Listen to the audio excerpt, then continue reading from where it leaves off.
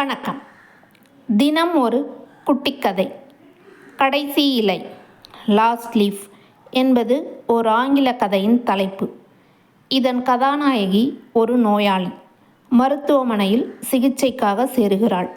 அவள் மனதில் அணுவளவு கூட தாம் குணமடைவோம் என்ற நம்பிக்கை இல்லை. இதனால் மனமும் பாதிக்கப்பட்டுவிட உட்கொள்ளும் மருந்தினால் எவ்வித நன்மையும் ஏற்படவில்லை. ஆனால் அவளை பேணும் செவிலிப்பெண் மட்டும் நம்பிக்கையுடன் அவளை எப்போதும் ஊக்கப்படுத்தி கொண்டே இருக்கிறாள். அவளது அறையின் வெளியில் ஓர் மரம் தனது இலைகளை தினமும் உதிர்த்து கொண்டே வருகிறது. அந்த காட்சி அவளை மிகவும் பாதித்தது. அதை சுட்டிக்காட்டி அதைப்போல் தானும் செத்து கொண்டிருப்பதாக புலம்ப ஆரம்பிக்கிறாள். மரத்தின் ஓர் இலையை தவிர அனைத்து இலைகளும் உதிர்ந்து போகின்றன. அந்த கடைசி இலை விழும்போது தானும் இறந்து விடுவோம் என அஞ்சுகிறாள்.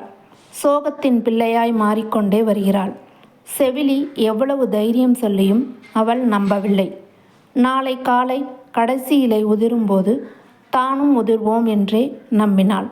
பொழுது விடிந்தது. என்ன ஆச்சரியம்! அந்த ஒற்றை இலை உதிரவே இல்லை.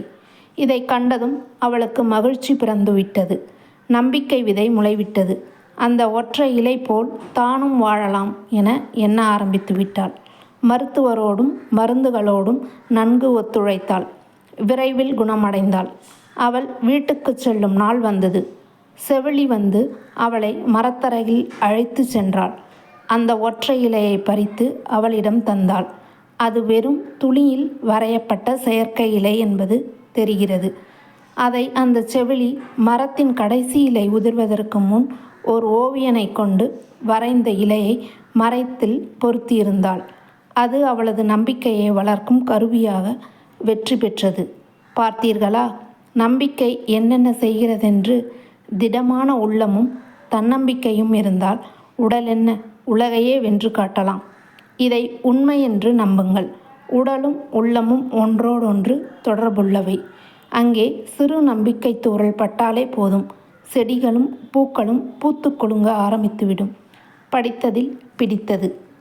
நன்றி.